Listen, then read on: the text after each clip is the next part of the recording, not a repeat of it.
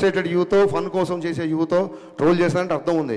మన రివ్యూలు కూడా మన మనుషులు కూడా ట్రోలింగ్ స్థాయికి దిగజారిపోతున్నారు. అక్కడ బాధేస్తుంది. క్రిటిసిజంకి ఎవరు అనరే. ఇక్కడ హరీష్ శంకర్ ఈ సీన్ దగ్గర పట్టు తప్పాడు, ఇక్కడ డైరెక్షన్ బాగాలేదు, ఈ సీన్ సరిగ్గా రాయలేదు. అద్భుతమైన క్రిటిసిజం కదా, క్రిటిసిజం చేయండి. ఎత్తే బాగుండి ఎగతాళి స్థాయికి వెళ్ళిపోతుంది, అక్కడ బాధేస్తుంది. ఇవన్నీ జరిగిన తర్వాత ఏమంటారంటే మళ్ళీ మైకి తీసుకున్నాడు, మళ్ళీ గట్టిగా మాట్లాడంటారు. ఖచ్చితంగా గట్టిగా మాడతాను. 4 ఏళ్ళు అయింది, సినిమా లేట్ అవుతుందని చెప్పి ప్రొడ్యూసర్ ఇంట్లో కూర్చొని తెల్లారుల వరకు మద్యం తాగాడు ఒక డైరెక్టరు. ఇతను పవన్ కళ్యాణ్తో బ్లాక్ బస్టర్ తీసి ఎంతకుముందు ఇంకెవరు? ఇది మళ్ళీ ఆడికి ధైర్యం ఉండదు, మొత్తం రాసిన ధైర్యం ఉండదు. ఒక షాడో పెట్టి పెడతాడు. దమ్ముంటే నా ఫోటో వేసి హరీష్ శంకర్ తెల్లారులు తాగాడని రాయి, దాని తర్వాత నేను కౌంటర్లు వేస్తాను. నువ్వు నాకు ఏమైనా ఐస్ వేసావా? నాకు పెగ్గు కలిపావా? ఎరా పెగ్గు పట్టరా అంటే నువ్వు పెగ్గు తీసుకొచ్చావా? ఏంట్రా నీ సోర్సు? పోనీ ధైర్యంగా ఫోటో వేసి రాయడు ఒక చిన్న షాడో. హౌ లాంగ్ అండి? How long we should take all this non sense? How long we should take all this non sense? I'm asking. ఇప్పుడు ఏమంటారు?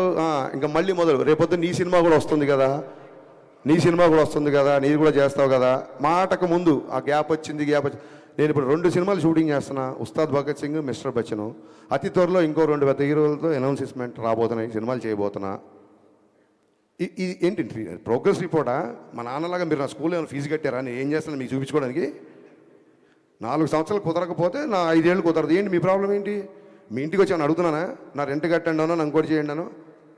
సినిమా లేట్ ఉందని ఫ్రస్ట్రేషన్తో ఇదా నాకు తర్వాత అనిపించింది. ఎక్కడో చదివా, హరీష్ శంకర్ తాగిన మద్యం గురించి మాట్లాడడం కాదు.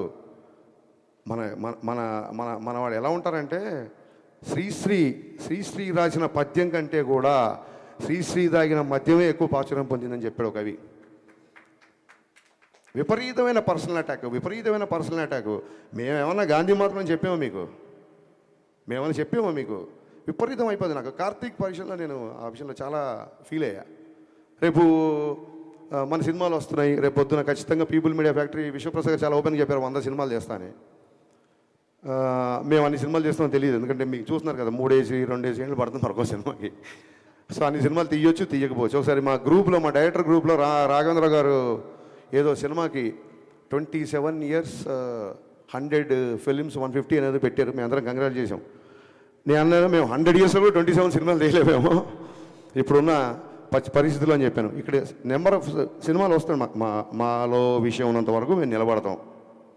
ఆయన 100 సినిమాలు చేయడానికి వచ్చిన ప్రొడ్యూసరు. ఆయన 100 సినిమాలు తీద్దాం అనుకున్నప్పుడు ఎన్ని లక్షల మందికి వస్తుందో, ఒక దాన్ని ఏమంటారు, ఒక ఉపాధి వస్తుంది. ఒకసారి ఆలోచించండి. సేవ్ టైగర్స్ కాదు, సేవ్ ప్రొడ్యూసర్స్. మనం మీడియా అవ్వచ్చు, మీరు అవ్వచ్చు, మేము అవ్వచ్చు.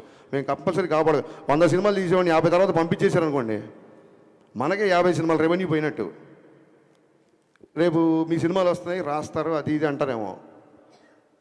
పర్టికులర్గా మళ్ళీ గుమ్మడికి వెళ్దాం అంటే అందరు భుజాలు అనుకోకండి. పర్టికులర్గా సదరు వెబ్సైట్కి చెప్తున్నా, మీరు ఏమన్నా రాసుకోండి. ఎందుకంటే ఈ ట్రోలింగ్లు మీకు కొత్తనేమో. సినిమా పుట్టాక వెబ్సైట్లు పుట్టాక సినిమాలు పుట్టాకే వెబ్సైట్లు పుట్టాయి. మేము ఇంట్లో నుంచి బయలుదేరి వచ్చే ముందు డైరెక్షన్ చేద్దాం అన్నప్పుడు ఫస్ట్ ట్రోలింగ్ స్టార్ట్ చేసింది మా అమ్మ, మా నాన్న.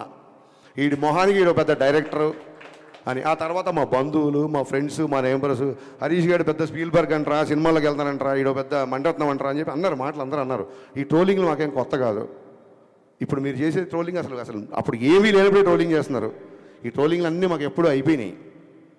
ఎందుకు ఫర్దర్గా కూడా మేము తీసుకుంటామంటే, నేనే కాదు, హీరో అవ్వచ్చు, హీరోయిన్ అవ్వచ్చు, అసిస్టెంట్ డైరెక్టర్ అవ్వచ్చు, మ్యూజిక్ డైరెక్టర్ అవ్వచ్చు, అన్నిటికీ తెగించే ఇక్కడికి వచ్చాము. Just I want make it remind.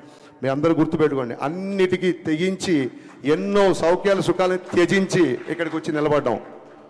రేపొద్దున మళ్ళీ అటాక్ స్టార్ట్. నేను మళ్ళీ చెప్తున్నా, సినిమా ఇండస్ట్రీ అంటే సినీ జనరేషన్ అందరూ అని చెప్పి నేను స్పీచ్ స్టార్ట్ చేశాను. లేదు రేపొద్దున ఇలాగే పగబడతాం, ఇలాగే ఆర్టికల్ రాస్తాం అనుకుంటే, మీరు అభిమానించే వ్యక్తే ఒక జెస్చర్ చెప్పాడు. ఆ జెస్చర్ మీకు గుర్తు చేస్తున్నా, రాసుకోండి. Thank you.